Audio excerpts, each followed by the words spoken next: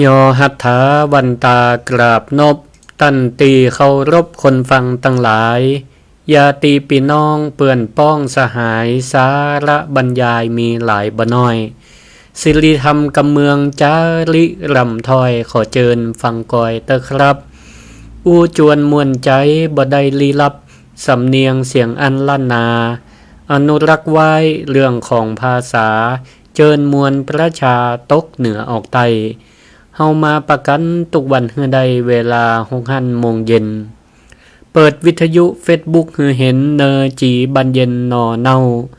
มีหลายเลิศรถบดทวนกวนเก่าจวนเฮือละเมาเอาใจบ่น้อยตั้งโลกตั้งธรรมลำนำจ้าถอยมีลายลีลาสาระศิริธรรมกำเมืองเอิ้นจาวาทะสดับกันได้นาย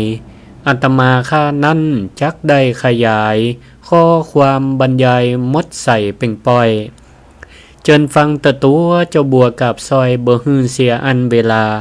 ขอเจิญฟังไปก่อนและนายเฮยขอยกมือกราบถวายความนอบน้อมต่อองค์พระรัตนตรัยอันมีพระพุทธเจ้าพระธรรมเจ้าและพระสังฆเจ้าอันเป็นติปกห่มเกล้าเกษาของเหล่าบรรดาพุทธศาสนิกชนคนดีทุกท่านขอถวายความเคารพมายังพระมหาเถระพระเถรานุเถระครูบาอาจารย์เจ้าจุตนจุองค์ขอเจริญพรมายังพุทธศาสนิกชนคนดีมีศีลมีธรรมทุกผู้ทุกท่านวันนี้เฮาก็มาปะกันในรายการศิริธรรมกำเมืองโดยอาตมาภาพพระครูศิริธรรมบัณฑิตอาจารย์ประจำมหาวิทยาลัยมหาจุฬาลงกรณราชวิทยาลัยวิทยาลัยสงฆ์นครลำปางเจ้าอาวาสวัดมิ่งเมืองมูลตำบลพิชัยอำเภอเมืองจังหวัดลำปางวันนี้ขอนำรายการศิริธรรมกำเมืองมาพบมาปะสถาท่านผู้ฟังผ่านคลื่นสถานีวิทยุเพื่อการศึกษาวิทยาลัยสงฆ์นครลำปาง FM 106.50 เมกะเฮิรตซ์และผ่านคลื่นสถานีวิทยุคลื่นสีขาวเพื่อชาวประชาโดยเมตตาธรรมของท่านอาจารย์พระครูอภิวัฒนวิกรมรองเจ้าคณะอำเภอดอยหล่อผู้อำนวยการสถานีคลื่นสีขาวเพื่อชาวประชาเนาะและก็หลายๆสถานีที่เปิ่นได้ก็กลุ่มลุมลาลิงก์เชื่อมโยงกับคลื่นสีขาว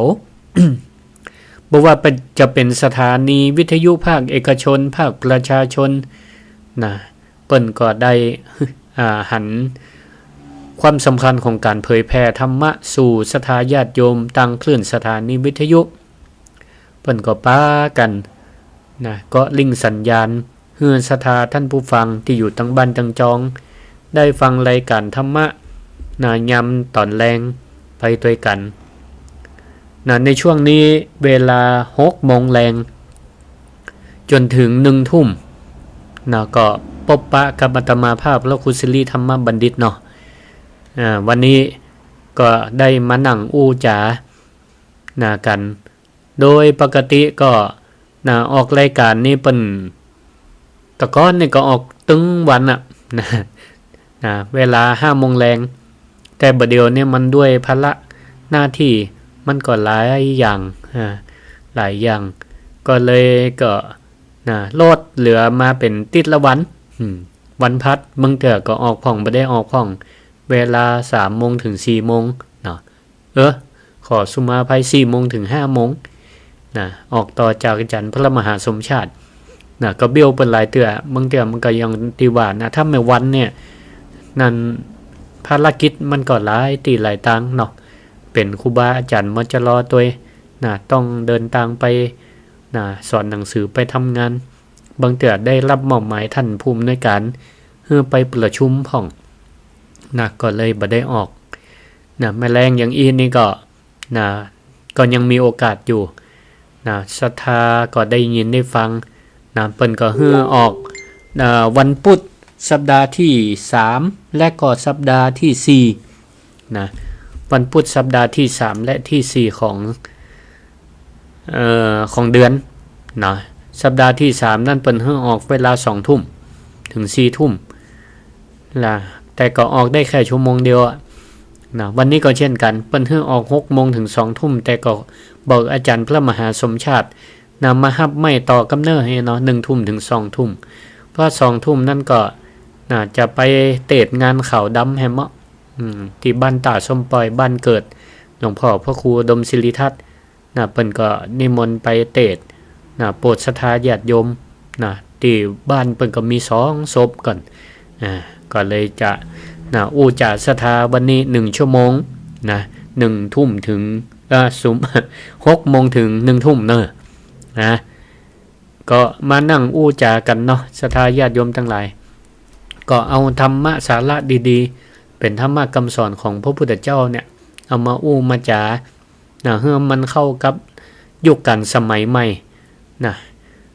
ก็บ่เป็นลักษณะเชิงทางการแล้วก็เป็นการเตดอย่างก็เอาธรรมะมาประยุกต์มาอู้มาจา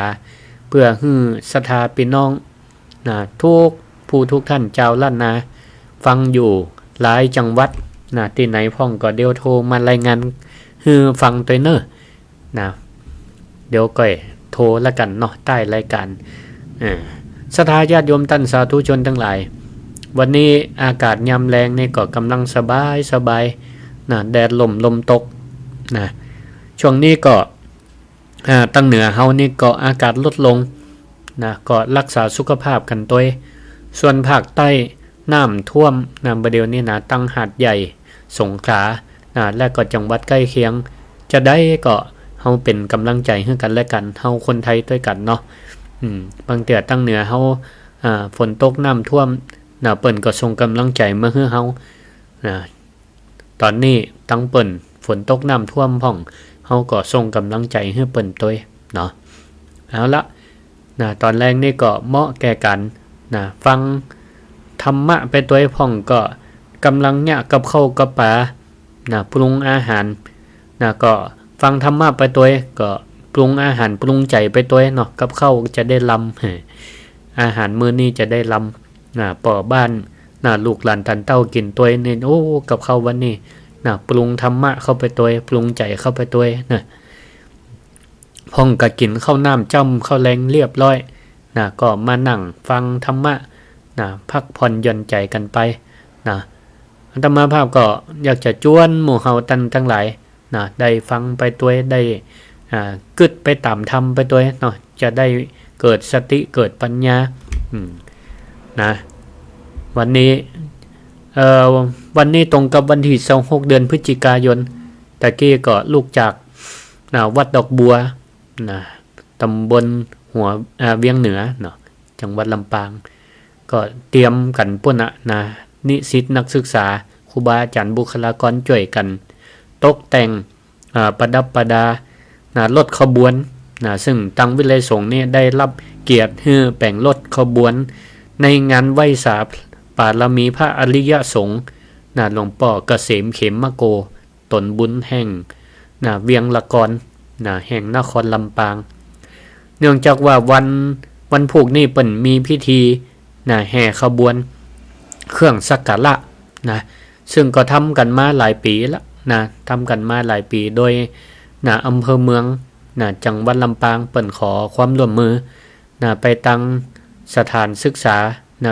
สถานศึกษานี่ก็น่าจะมีวิไลสงฆ์นครลำปางเป็นมหาวิไลสงฆ์ของจังหวัดลำปางแห่งเดียวเปิ่นก็เลยขอเป็นขบวนแหลกในการนำขบวนขององค์การปกครองส่วนท้องถิ่นบ่ว่าจะเป็นเทศบาลองค์การบริหารส่วนตำบลในเขตอำเภอเมืองลำปางทุกตำบลเปิ่นจะมารวมตัวกันบรรพุกแห่ขบวนตั้งแต่หน้าวัดพระแก้วดอนเต้าสุชาดารามขบวนมีหลาย10ขบวนเดินกันเป็นเส้นเป็นสายนำโดยขบวนจ้างซึ่งเป็นอัตลักษณ์ของเฮาเจ้าลำปางกันจากหน้าวัดพระแก้วดอนเต้าสุชาดารามพาลำหลวงไปสู่สุสานไตรลักษณ์ซึ่งก็เป็นตีตั้งสังขารของหลวงพ่อเกษมเขมโกซึ่งก็เปิ่นก็ได้เกยพำนักอยู่ ตีสุสานเตลักในจนถึงวาระโอกาสสุดท้ายของเปิ้นบั้นปลายชีวิตของหลวงพ่อเปิ้นก็อยู่ที่หั่นมาตลอดจนถึงปี2538เปิ้นก็ได้ถึงแก่มรณภาพลงซึ่งศิษยานุศิษย์เปิ้นก็ได้ลำลึกนึกถึงโอกาสวันชาตการชาตการการละก็คือวันเวลาชาตะแปลว่าเกิดก็คือครบรอบวันเกิดของเปิ้นทุกวันที่28พฤศจิกายนของทุกปีปีนี้ถ้าหลวงพ่อเปิ้นยังมีชีวิตอยู่หลวงพ่อก็จะมีอายุครบ113ปีทุกวันที่27เนี่ยเปิ้นก็จะมีการแห่ขบวนกันวันพรุ่งนี้ศรัทธาญาติโยมทั้งหลายไผ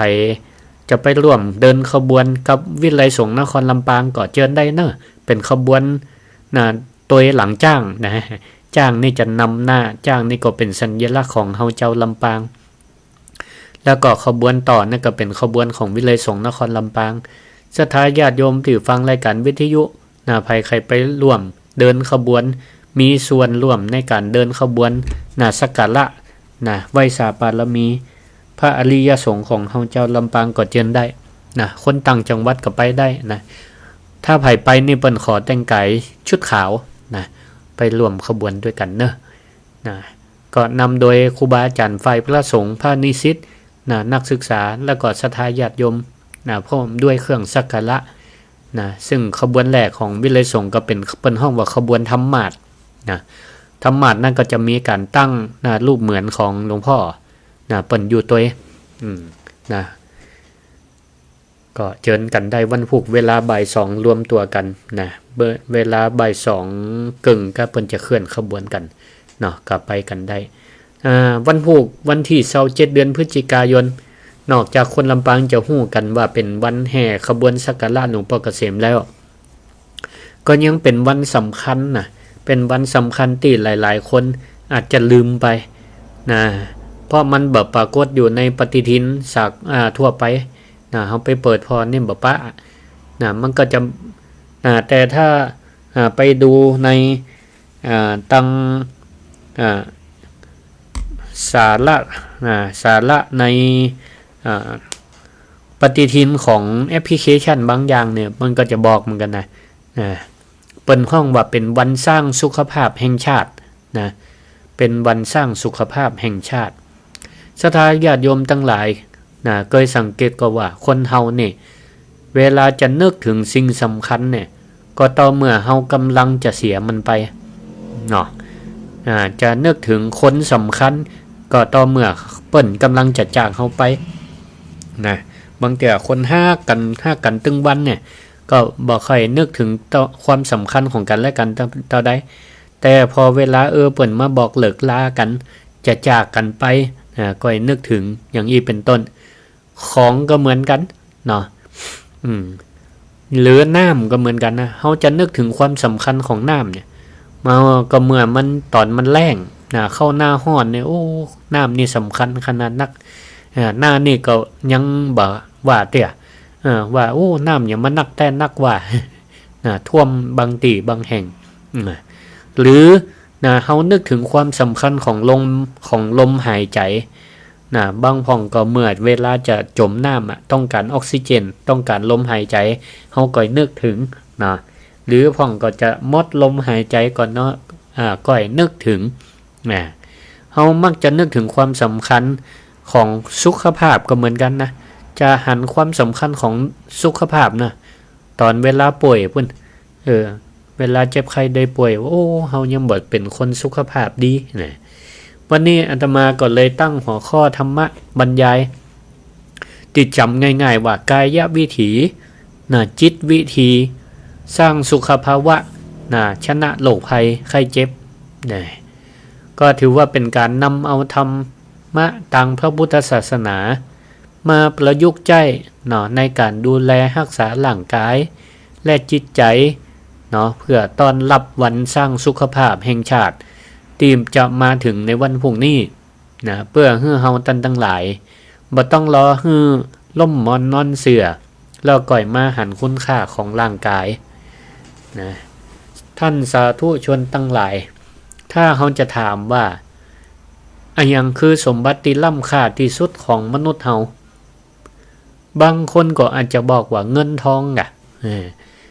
เงินทองเนี่ยกะเป็นสิ่งที่ล้ำค่าถ้าบ่มีเงินบ่มีทองเนี่ยก็อดแน่บางคนก็บอกว่าที่ดินกะถ้าบ่มีที่ดินอาศัยอยู่เนี่ยก็บ่ฮู้จะไปอยู่ไหนบางพ่องก็บอกว่ายศถาบรรดาศักดิ์ตำแหน่งกะเป็นสิ่งที่ล้ำค่าของมนุษย์นะแต่พระพุทธองค์พระพุทธเจ้าของเฮาก็ได้ตรัสไว้ชัดเจนนะว่าเป็นพุทธภาษิตที่หมู่เฮาตั้งหลายได้คุ้นหูกันดิไปงานตั้งใดก็ได้ฟังอยู่ตลอดเวลาเนาะแต่อาจจะบ่ได้ค่อยนึกถึงมันลึกซึ้งแต่ใดนะบทที่บอกว่าอโลคยาปัลมาลาภานะอโลคยาปัลมาลาภาแปลว่าจะได้แปลว่าความไม่มีโรคนะความไม่มีโรคภัยไข้เจ็บเป็นลาภอันประเสริฐลาภคำว่าลาภะนะในตั้งโลกเนี่ยเขาอาจจะนึกนะไปถึงว่าโอ้โจกลาภนี่เนาะถูกหวยรางวัลที่1ปุ่นนึกถึงกันได้เงินได้ทองก้อนใหญ่ๆแต่ท่านลองพิจารณาจินตนาการพอเนาะสมมติว่าเฮาถูกรางวัลที่1นะแต่ละงวดก็จะมีข่าวออกมานะถูกรางวัลที่1ได้เงิน12ล้านพ่อง6ล้านพ่อง30ล้านพ่องนะแต่ถ้าสมมติว่าในวันที่เฮาไปขึ้นเงินบางพ่องสมมติว่าเฮาเนี่ยนั่งเล่าเข็นไปเนาะห้อยสายน้ำเกลือเรายงระยางหมอบอกว่าคุณเป็นมะเร็งระยะสุดท้ายเนอะนะกินอะไรยังก็บ่ล่ำนอนก็บ่รับนะเจ็บเนื้อเจ็บตัวนะถามว่าเงิน30ล้านนั้นจะเป็นความสุขสำหรับเฮาได้ก่อหรือว่ามันเป็นเพียงแค่กระดาษก้อนกองหนึ่งคำตอบก็คือมันเป็นเพียงแค่กระดาษกองหนึ่งนะท้ายที่สุดก็รักษาโรคภัยไข้เจ็บของเฮาให้หายก็บ่ได้นะแต่มันก็จะเป็นดีของแก้วมารุนของก็ว่าเป็นดีกับแก้วมารุนกับลูกหลานตันเต้าไปเนาะศรัทธาญาติโยมทั้งหลายแล้วถ้าในตังกลับกันสมมติว่าเฮามีเงินพอกินพอใจบ่รวยต่อได้บ่พอรวยแต่ว่ามีกินมีใจบ่อดบ่อยากตื่นเจ้าขึ้นมาก็มีอากาศสูดมีอากาศที่บริสุทธิ์รู้สึกแจ่มใสสุขภาพร่างกายก็ดีกินข้าวก็ลำกินน้ำก็ลงรับก็สนิทบ่มีโรคภัยไข้เจ็บมาเบียดเบียนอันนี้แหละศรัทธาญาติโยมทั้งหลายถือว่าเป็นสิ่งที่ล้ำค่าที่สุดของชีวิตหรือเป็นห้องว่าเป็นกำไรเป็นกำไรแห่งชีวิตที่แท้จริงดังนั้นสุขภาพเนี่ยจึงเป็นต้นทุนของการทำความดีทุกอย่างถ้าร่างกายของเฮาบ่ดีเฮาจะทำความดีนี่มันก็ลำบากเป็นปัญหาอุปสรรคยกตัวอย่างเช่นเฮาใครนั่งสมาธิก็ปวดหลังปวดเอวของจะไปทำบุญก็นั่งเมินบ่ได้จะไปทำงานก็ติดขัดร่างกายนี่เป็นว่าเปรียบเสมือนกับรถยนต์รถยนต์หรือพาหนะจิตใจของเฮาเนี่ยเป็นคนขับจิตใจเป็นคนขับถ้ารถยนต์กันนี่มันรู้เดี๋ยวอันนั้นก็รู้เดี๋ยวอันนี้ก็รู้จิตใจของคนขับนี่ก็งุดงิดบ่ค่อยสบายขับไปก็บ่ถึงจุดหมายสักเตื้อบึดเป็นนั่นบึดเป็นนี่เกิดความกลัวเกิดความระแวดระวังอยู่ตลอดเวลาอย่างนี้เป็นต้นถ้าอู้ถึงเรื่องสุขภาพการดูแลร่างกายมีนิทานธรรมบทที่ปรากฏอยู่ในพระไตรปิฎกเป็นตัวอย่างก็มีพระเจ้าประเสนทิโกศลพระเจ้าประเสนทิโกศลนี่เป็นกษัตริย์ที่มีความ มั่งคั่งนะมีอาหารการกินที่อุดมสมบูรณ์และก็ตัวเปิ้นเองนี่ก็นะใหม่ๆนี่ก็โอ้มีอะไรอย่างก็ฉันเสวยนะกินกูอย่างนะกินข้าวล้ำอีตะเนาะกินล้ำกินนักจนเกินประมาณกินนักจนภาษามาเดียวเนี่ยเป็นห้องบอกบุฟเฟ่จัดเต็ม มีอย่างก็กินนะกินกุมมือกินแต่กินว่าผลที่เกิดขึ้นก็คือเนี่ยเฮือร่างกายของพระองค์เนี่ยอ้วนอึดอัดนะหายใจก็บ่ค่อยสะดวกนะจะลุกก็โอยจะนั่งก็โอยเนี่ยนะบทสวดเนี่ยสถาเคยสวดก็จะลุกก็โอยจะนั่งก็โอยเหมือนดอกไม้โรยไม่มีเกสรเนี่ยนะอันเนี้ยมันเป็นการพิจารณาสังขารวันหนึ่งพระเจ้าประสิทธิ์หน้าที่โกศลก็ไปเข้าเฝ้าพระพุทธเจ้าด้วยความตีอ้วนแล้วก็เตียวบ่ได้ก่อนยังเหี่ยตกอิดหอบแฮกก็ไปกราบทูลปรึกษาพระพุทธเจ้านะพระพุทธเจ้าก็เลยสังเกตหันก็เลยตัดถามว่าตัดถามไทยเกี่ยวกับการกินของพระเจ้าประสิทธิ์หน้าที่โกศลแล้วพระองค์ก็เลยฮื้อกถาลดความอ้วนนะพระพุทธเจ้าฮื้อกถาลดความอ้วนแก่พระเจ้าประสิทธิ์หน้าที่โกศลศรัทธาญาติโยมทั้งหลายมาฟังถึงตอนนี้ก็ฟังตั้งใจฟังดีๆนะคาถาลดความอ้วนใครลดความอ้วนเอาคาถาที่พระพุทธเจ้าแนะนำพระเจ้าประสิทธิ์หน้าที่โกศลไปเนอะใครที่กำลังอยากลดน้ำหนักอันนี้แหละคือคาถาพระพุทธเจ้าพระพุทธเจ้าเปิ้นได้สอนคาถาคือกับพระเจ้าประสิทธิ์หน้าที่โกศลแล้วก็คนมหาดเล็กคนติดตามราชองค์ขลักษ์มหาดเล็กติดตามพระเจ้าประสิทธิ์หน้าที่โกศลให้มาเฮียนเอาคาถาของพระองค์พระพุทธเจ้าก็เลยสอนว่ามนุษย์ชัสสะสทาสติมาลัทธาภูชเนมัตตัญยุตาตัสสะตันุกาเวทนาสนิกังชิรติอายุปารายังจำไม่ได้เนาะ จำไม่ได้แต่คนแต่ก่อนเป็นอูบาลีก็เลยจำได้แปลว่าจะได้ห้องประจำเป็นต้องจำคาถาบาลีก็ได้จำภาษาไทยเนี่ยนะเปิ้นแปลว่าจะได้แปลว่ามนุษย์ที่มีสติอยู่ทุกเมื่อรู้จักรับประทานรู้จักประมาณในโภชนาหารที่ได้มาย่อมมีเวทนาเบาบางคือความอึดอัดแน่นท้องน้อยลงนะเขาย่อมแก่ช้าและรักษาอายุให้ยืนนานนะหูจักประมาณในโภชนาหารที่ได้มาเวทนาความอึดอัดแน่นต้องก็ลดลงน้อยลงความแก่ก็ช้านะแก่ช้ารักษาอายุให้ยืนนานนี่พระพุทธเจ้าบ่ได้บอกให้อดนะแต่เปิ้นบอกให้แนะนำให้ฮู้จักประมาณที่เรียกว่ามัตตัญยุตานะชะตาญาติโยมทั้งหลายพวกนี้กินตามกิเลสกินตามกิเลสตามตัณหาตามความอยากตามความอยากแต่ถ้าเฮากินด้วยสติกินด้วยสติบ่ได้กินด้วยตัณหาเฮากินเพื่ออยู่บ่ได้อยู่เพื่อกินเนาะอันนี้เนี่ยได้ยินมันเนาะได้ยินมันแต่บางเทื่อมันก็ตัวใจปากกับข้าวมันล้ำหรอกแปลงเนี่ยกับข้าวล้ำก็กินนักเนี่ยแต่เฮาก็ต้องฮู้จักประมาณฮู้จักประมาณในการกินเพื่อให้ธาตุขันธ์เฮาอยู่ได้กินนักล้ำไปนี่ก็เป็นโทษต่อร่างกายเหมือนกันนะความดันเบาหวานสะปะอย่างบางทีเนี่ยแต่ละวัยเนี่ยเฮาก็ต้องคำนึงถึงความต้องการของร่างกายด้วยว่าร่างกายต้องการอาหารหมู่ใดอาหารมีถึง5หมู่มีถึง5หมู่ละอ่อนนี่ต้องการโปรตีนส่วนคนยาการยางานเนี่ยต้องการคาร์โบไฮเดรตถ้ากินไปเตอะกินข้าวนักๆเนี่ยถ้าได้ยาการตัวมันก็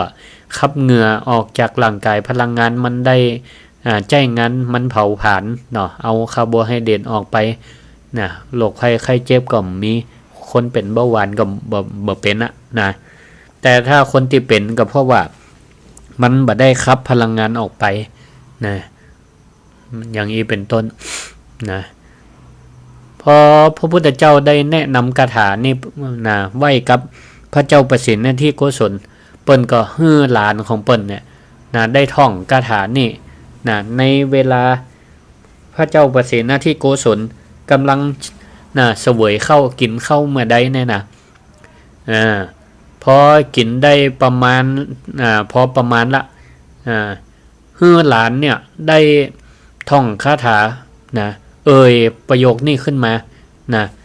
บอกคาถาออกมาว่ามนุษย์ผู้มีสติอยู่ทุกเมื่อรู้จักประมาณในการโภชนาอาหารนะที่ได้มาย่อมมีเวทนาเบาลงนะย่อมแก่ช้าและรักษาอายุให้ยืนนานเนี่ยหลานประโยคนี้เปิ้นก็จะหยุดกินทันทีพระเจ้าประสิทธิ์หน้าที่โกศลจะหยุดกินทันทีพระองค์ก็ปฏิบัติตามพอปรากฏว่าเวลาผ่านไปบ่เหมือนหุ่นของพระเจ้าประสิทธิ์หน้าที่โกศลก็ดีขึ้นเนาะหุ่นดีขึ้นนะบ่ตุ้ยละบ่ลงพุงละร่างกายก็รู้สึกว่ากระปี้กระเป๋าคล่องแคล่วนะคล่องแคล่วเดินเหินก็สะดวกบ่อิดบ่เหนื่อยง่ายพระเจ้าประสิทธิ์หน้าที่โกศลก็ดีอกดีใจนะก็เลยกลับไปเฝ้าพระพุทธเจ้าแห่งข้างหนึ่งบอกว่าโอ้ข้าแต่พระองค์ผู้เจริญข้าพระพุทธเจ้าเนี่ยได้กำไรละทั้งกายและก็ตั้งใจเนี่ยศรัทธาญาติโยมทั้งหลายธรรมะเป็นยาวิเศษนะเวลาไขลดความอ้วนนะเกิดถึงคาถาที่พระพุทธเจ้าแนะนำเนอะว่าคนมีสติเนี่ยรู้จักประมาณในการกินและจะทำให้เกิดเวทนาเบาบางก็คือแก่ช้าอายุยืนท่องไว้เนอะคนรู้จักประมาณในการกินแก่ช้าอายุยืนแก่ช้าอายุยืนเห็นไหมเนี่ยศรัทธาญาติโยมทั้งหลายธรรมะเป็นยาวิเศษเริ่มที่สติตัวเดียวเนาะทุกสิ่งทุกอย่างมีสติประวัติจะยืนเดินนั่งนอนกินดื่มทำพูดคิดขอมีสติคุมพฤติกรรมของเฮาได้เนี่ยแม้แต่การกินก็สามารถเอาสติไปคุมพฤติกรรมการกินได้สุขภาพก็จะดีตัวมาเนาะก็จะดีตัวมาแต่กี้เฮาได้อู้ถึงเรื่องกายไปละนะแต่ในวันสร้างสุขภาพแห่งชาตินี่เฮาจะลืมเรื่องใจไปบ่ได้นะเพราะใจเป็นนายกายเป็นบ่าวถ้าใจมันป่วยเนี่ยกายมันก็ป่วยตัวเนาะใจป่วยก็หมายถึงว่าใจเนี่ยบ่มีความสุขมีแต่ความเครียดความวิตกกังวลมีความโกรธนี่มันก็เป็นสารพิษตีไล่แรงยิ่งกว่าเชื้อโรคกันนะคนเฮานี่ถ้าใจตกใจกึดนักกังวลสะปะอย่างมันก็จะส่งผลให้ร่างกายเนี่ยมันปฏิเสธการกินกินข้าวก็บ่ค่อยล้ำกินน้ำบ่ลงลิ้นบ่ค่อยรับรสสุดท้ายเดี๋ยวก็จะป่วยผอมมีโรคภัยไข้เจ็บมามีก็อย่างนี้แหละและศรัทธาญาติโยมท่านทั้งหลายโรคภัยไข้เจ็บในปัจจุบันเนี่ยส่วนหนึ่งมันเกิดจากอะไรอย่างเกิดจากพฤติกรรมเกิดจากพฤติกรรมของเขาท่านทั้งหลายอาจจะเป็นเพราะบ่ฮู้จักปล่อยวางพ่องแบกความเครียดพ่องก็ไว้ทำการทำงานไว้ทำการทำงานไปยะการก็แบกเอาความเครียดความเครียดความตุกอกตุกใจที่ทำงานก็แบกเอามาไว้ที่บ้าน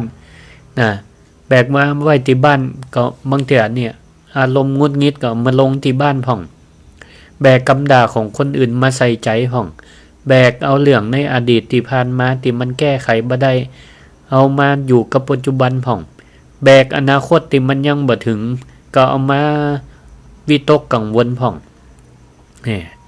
ศรัทธาญาติโยมทั้งหลายการแบกของนักตั้งใจเนี่ย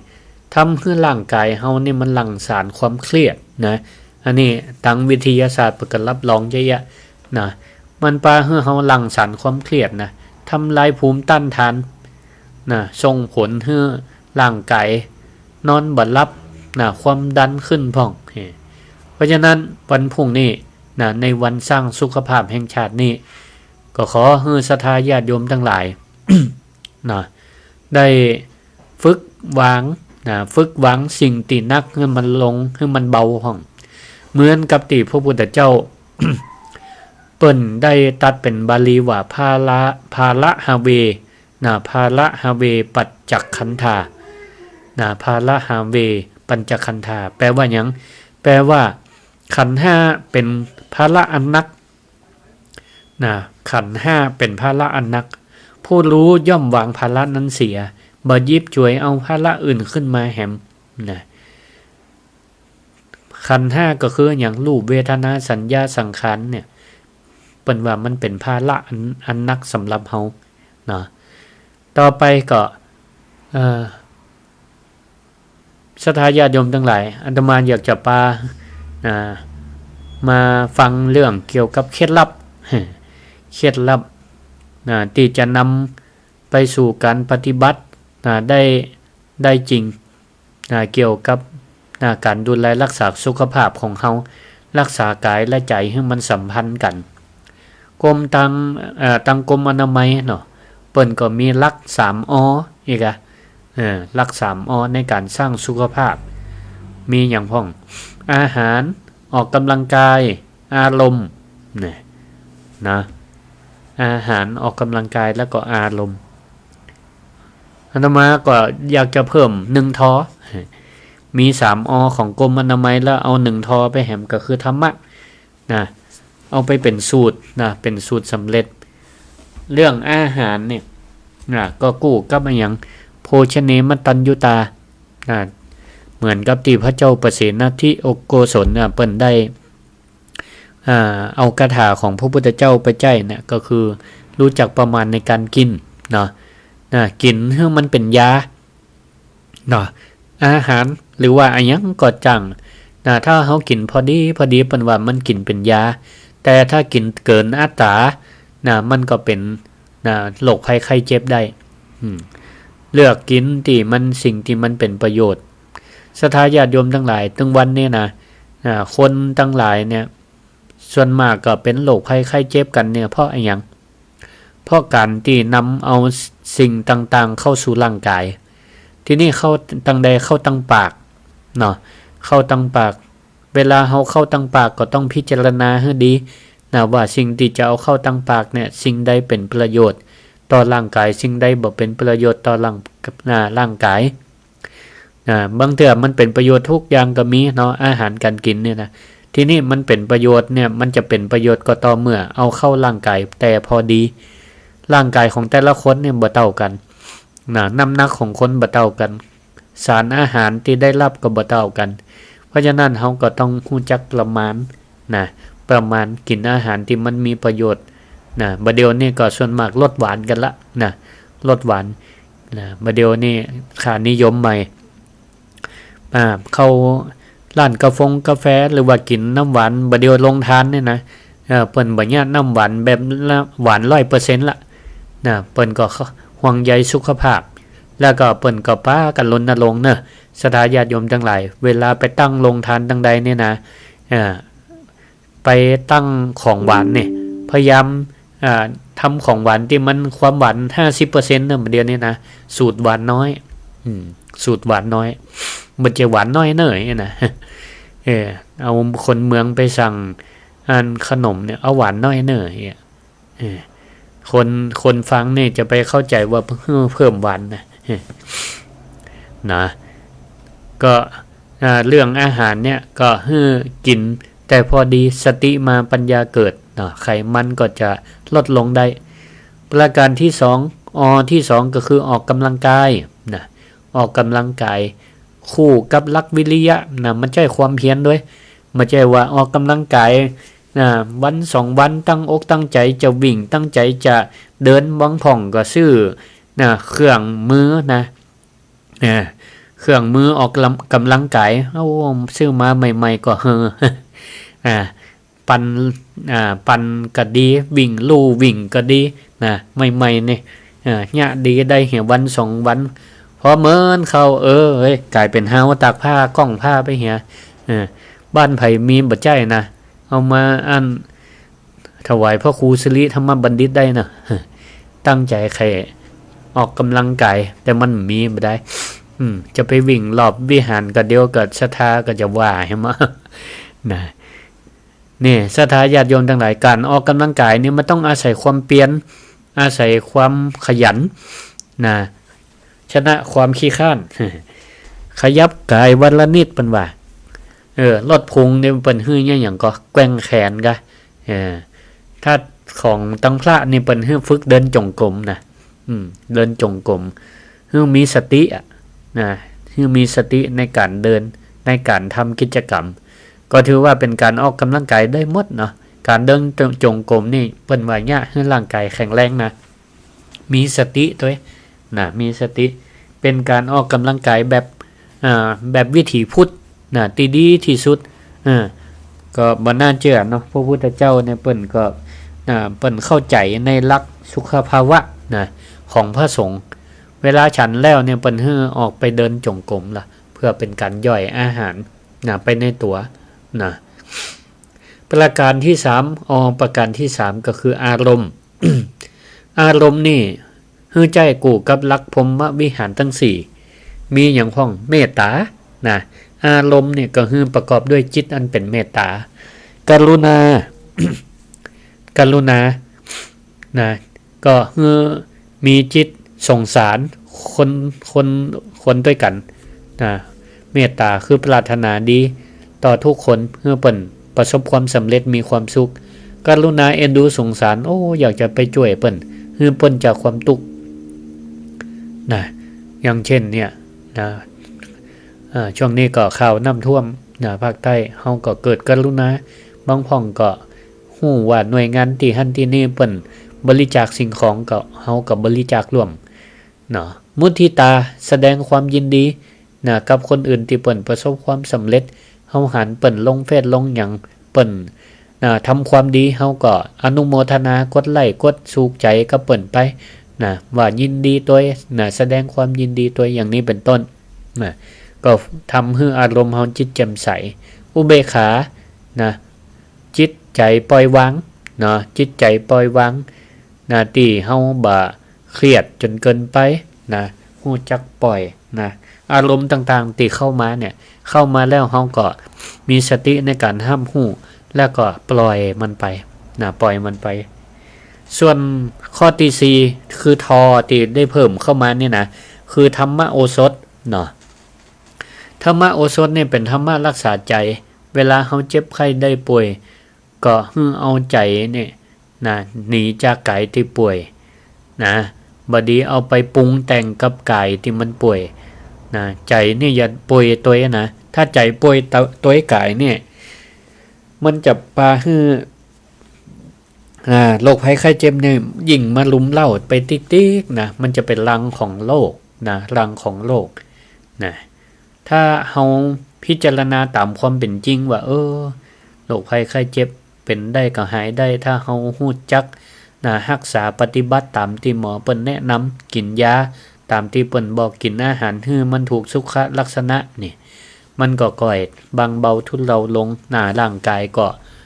อาจจะหายได้ในที่สุดอันเนี้ยก็ในโอกาสวันผูกเป็นวันสร้างสุขภาพแห่งชาติก็เลยอยากจะฝากกับศรัทธาญาติโยมทั้งหลายเอาไว้เปิ้นได้แต่งคำกรไว้ว่าจะอันร่างกายเปรียบเรือนที่อาศัยต้องดูแลห่วงใยให้แข็งขันอาหารดีมีประโยชน์โทษมหันต์กินพอดีชีวันจะยืดยาว ออกกำลังสร้างกายให้แกร่งกล้าโลกโลคามิอาจมาเข้าถึงเราอารมณ์ดียิ้มแย้มไม่ซึมเศร้าใจไม่เศร้ากายก็สุขทุกคืนวันนะมีธรรมะชำระใจให้ใสสว่างรู้ปล่อยวางทางสงบพบสุขสันต์สร้างสุขภาพกายใจให้ครบครันเป็นของขวัญล้ำค่าแก่ตัวเรานะแล้วก็ได้อูจ๋านะกันมานะก็โก้งสุดท้ายแล้วเนาะโก้งสุดท้ายละก็เปิดโอกาสให้ศรัทธาญาติโยมนะใครฟังอยู่ตั้งใดจะโทรเข้ามาแสดงความคิดเห็นหรือโทรบอกว่าอีแม่ฟังอยู่ตั้งใดจากสถานีวิทยุใดเนี่ยก็นะโทรแจ้งมากำเนอะนะ064-949-5999นะรายการศิริธรรมกำเมืองเด้อยายพรโทรมาก่อนแล้วเจริญพรราชการได้ครูยายพรโทรมาคนแรกเลยเนี่ยนอนเนี่ยนอนฟังเนี่ยโตสบายแต่นอนฟังแล้วก็มันเนี่ยทับมาเลยเนี่ยแล้วแอลด้วยล่ะกินข้าวกินยาล่ะลกง่าหรอลกง่าไปห้าวแกนะมันเรียกกูกวนมาทั้งสองแต่กูกวนจะลกง่าก่อยง่าเด้อดีละสาธุรักนิ้งสิงจากที่ชื่อนะสาธุเนอะขอบคุณยายพรตีโทรหาอันนี้ฟังขึ้นวัดไฟหินก็แล้วไว้ใส่หินก็สาธุเนอะขอบคุณอาจารย์พระครูวิศวัตรที่เป็นลิงรายการเนาะสาธุเนอะเจริญพรเจริญพรเจริญพรฮัลโหลรับสายแล้วเด้อก็สมควรนั่นวางไปละโทรมาใหม่นะโทรมาใหม่064-949-5999เจริญพรฮัลโหลเจริญพรพระพุทธเจ้าแม่ฟังอยู่แม่ยังก็แม่เรือนเส้นต่อวังเหนือเจ้าวังเหนือสาธุคืนใดเนี่ยฟังคืนอย่างดารุณีกะถัง9 เจ้าแม่ขจารล่ะเจ้าสาธุขอบคุณเนอเจ้าสาธุเจ้าหนาวแล้วก็วังเหนือเนาะหนาวแล้วเจ้ารักษาสุขภาพเนอเจ้าสาธุสาธุขอบคุณเนอเจริญพรสาธุเจ้าขอบคุณเจริญพรราชการครับอาจารย์ผมฟังโม่ครับผู้การครับพ่อครับเชียงดาวหนาวไหมมันอากาศเย็นอาจารย์2-3 วันนั้นหนักครับรักษาประกาศว่าวันตอนเช้านี่เอาเรื่องอีกนะเย็นครับไงก็รักษาสุขภาพนะพ่อนะครับ77-78แล้วครับครับผมครับไว้สาครับ ครับขอให้สุขภาพแข็งแรงครับเจริญพรขอนมัสการฮัลโหลเจ้ากับไว้สาเนอะท่านพระครูเจ้าแม่ยังก็แม่สุกแก้วบ้านศิลพรสีเตี้ยมันโฮงหลับคุณเนอะโอ้ฟังธรรมะเมื่อค่ำยามแรงนี่นะโอ้สอนสอนจิตสอนใจได้ดีมากๆเลยเจ้าสาธุเนอะฟังขึ้น98.75ไม่ต้องซักเนาะสาธุขอบคุณแม่เจ้าซักเตียนไปเลยนะเจ้าเจริญพรสาธุสาธุจ้าเจริญพรฮัลโหลนมัสการครับแฟนพันธุ์แท้ฟังขึ้นนั่นเนี่ยวัดไฟหินวัดไฟหินชัดเจนดีเนาะโอ้เสียงดังฟังชัดเลยครับเนาะสาธุโอ้ท่านมาได้ออกหลายที่ผมคิดถึงครับเนาะขอบคุณหลายๆเนอะติดภารกิจ ผมม่วนครับเนาะไม่ได้ฟังเสียงท่านนะเนาะครับเนาะเป็นยังครูบาอาจารย์ตั้นอื่นเปิดก็ออกตลอดเนาะเวียนกันไปนะสาธุสาธุขอบคุณที่ระลึกถึงเนอะครับขอบคุณใจท่านนะครับขอบคุณป่อเจริญปอเจริญปอนไปสาเจ้าท่านพระครูเจ้าแม่ยังก็แม่เอ้ยวังแม่เอ้ยวังมนวังเหนือเจ้าเหมือนทำได้ฟังท่านพระครูเนาะเหมือนกันได้ฟังขึ้นอย่างแม่ขจารเจ้าฟังขึ้นแม่ขจารเจ้าชัดเจนดีเจ้าชัดเจนดีวังเหนือหนาวแล้วเนาะแต่กี้อันแม่ยังก็แม่เอ้ยอ่ะปกติหนาวละใช่ให้กำลังใจท่านขอบคุณนะสาธุสาธุขอบคุณสาเจ้า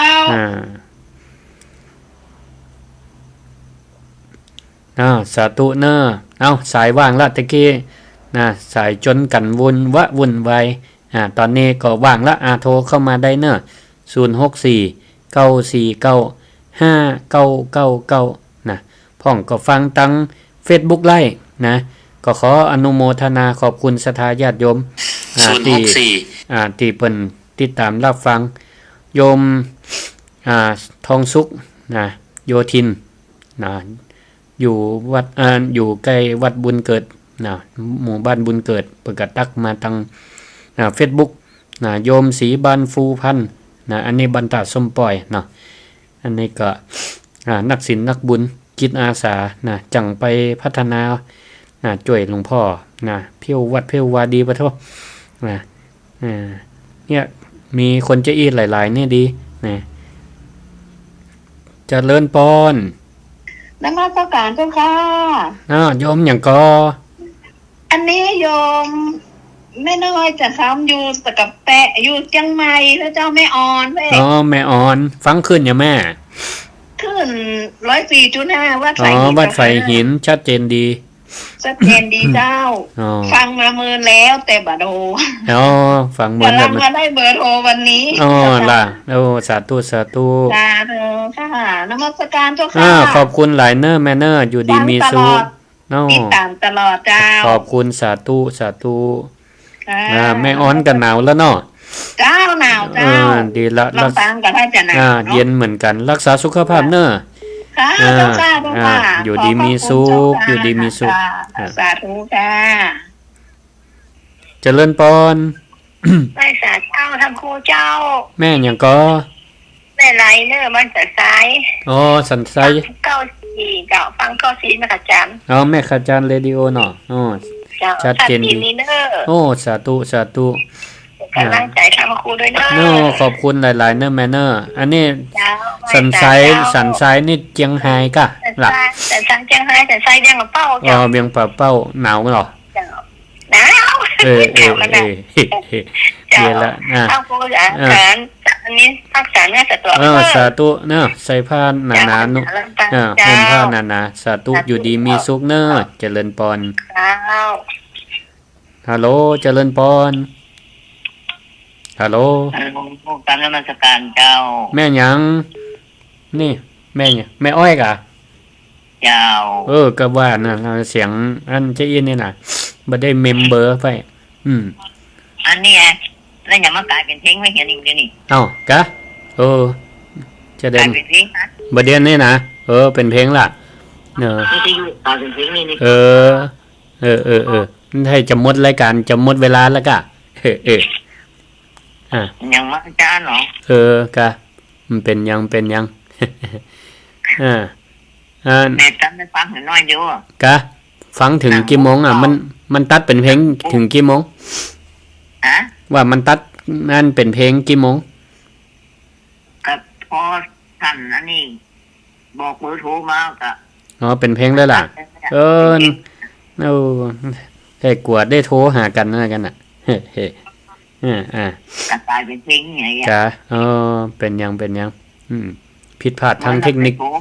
เหมือนไม่ได้โทรวันผูกไปเดินก่อนงานหลวงพ่อเกษมไปกับเจ้าจะเสิร์ฟน้ำไปเสิร์ฟดีเสิร์ฟน้ำข้างทางไปลืมเอาน้ำมาสูดด้วยนะวันผูกจะไปเดินนะ น้ำบ้านปานิวงะวันผูกเอาน้ำมาเสิร์ฟกันด้วยน่ะปานิวเจ้าเวทจะดีอนุโมทนาเด้อตอนน้ำเป็นเศรษฐีนะเจ้าบ่บอนวิ่งก็ไปไปกันหมดเจ้าป้ากันเนอะสาธุสาธุเจริญพรเจริญพรสาธุเจ้าตะเทฝ่ายหินบัดตัดแล้วเจ้าตันฝ่ายหินนี่เปิดลิงก์กับอัน Facebook อันวิทยุอาจจะเคลื่อนก็ได้ที่ไม่อ้อยไปนั้นนะมันจะมีพ่องเด้อวิทยุนะแม่นเบอร์นะท่านไม่ได้ออกวันนี้แม่นละแม่บัวแม่บัวสันซ้ายเนาะจำเสียงได้แฟนทำยังหลายอยู่แม่ดีละสาธุหนาววันนี้15 องศาอย่าเจ้าอากาศเย็นน่ะเจ้าวันนี้ว่างเนาะวันนี้ว่างบ้านก็จะว่างก็บ่ว่างแต่เดี๋ยว2 ทุ่มจะไปเตะงานศพให้มันนี่เกิดยากเหมือนกันนะมันเย็นมันหนาวไม่สานะเจ้าขอบคุณแม่บัวอยู่ดีมีสุขภาพแข็งแรงเจริญพรขอบคุณเจ้าสาธุเจ้าเจริญพรแม่เจดีเจริญพรหนาวหนาวอยู่เย็นละต้องให้หนาวอยู่ครับดี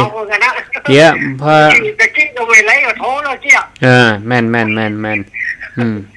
เนาะคือกำลังใจครับสาธุขอบคุณพ่อสมควรอยู่ดีมีสุขสาธุ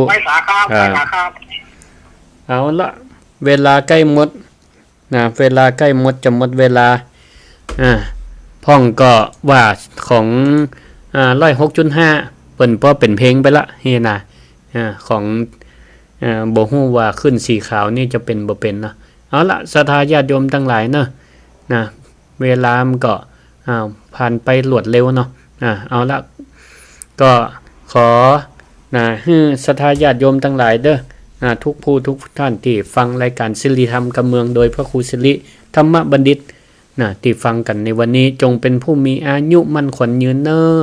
สร้างบารมีวรรณะผ่องใสด้วยใจที่เบิกบานให้มีความสุขปราศจากโรคภัยไข้เจ็บทั้งกายและใจมีพละนามัยกำลังกายกำลังใจที่เข้มแข็งขอให้ท่านทั้งหลายมีสุขภาพร่างกายแข็งแรงดังหินผาสุขภาพใจกระดังแม่น้ำตีเย็นชนะโรคภัยไข้เจ็บชนะอุปสรรคเจริญงอกงามในธรรมของพระพุทธเจ้าอายุวันโนสุขังปะลัง